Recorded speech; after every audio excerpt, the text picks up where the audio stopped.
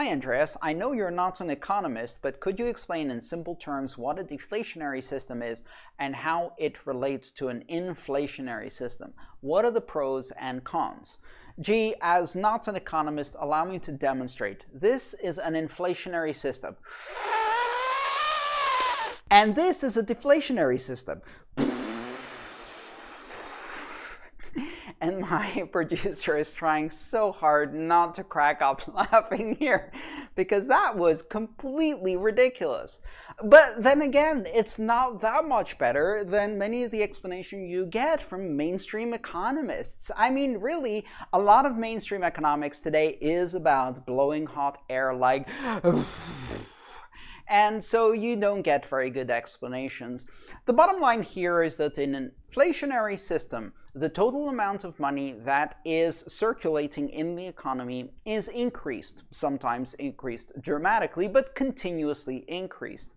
As a result, if you think of money as a metric, and you think of the global economy or whatever economy you're using in the context of that money as the total amount of actual value being transacted, then if you look at money as a metric, you simply divide the global economy by the amount of money that circulates, and you get a fraction of that value corresponding to each unit of money. You take, for example, the $114 trillion US economy, or whatever the number is right now, and then you divide that by whatever number of dollars are available, and you get a value per dollar that corresponds to actual economic activity, whatever that number is. So you can imagine if you're increasing the divisor, if you're producing more money, then you're taking the same amount of economic activity and you're just dividing it into smaller and smaller pieces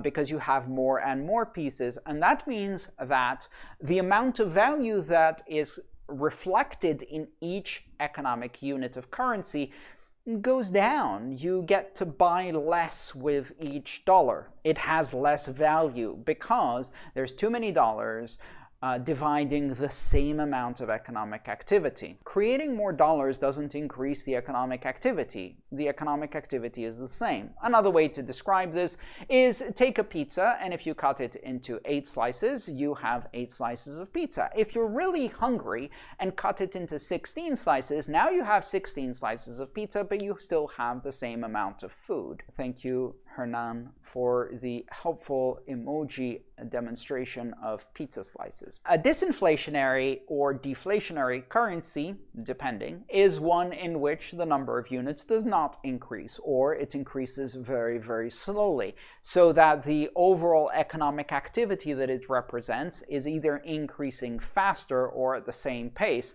which means that you are not dividing by a greater and greater number. You're either dividing by the same number, or the thing at the top of the fraction is going up as well as the thing at the bottom of the fraction, and as a result, the overall number remains the same, the ratio of economic activity to monetary units. A deflationary system is where the amount of units is actually decreasing.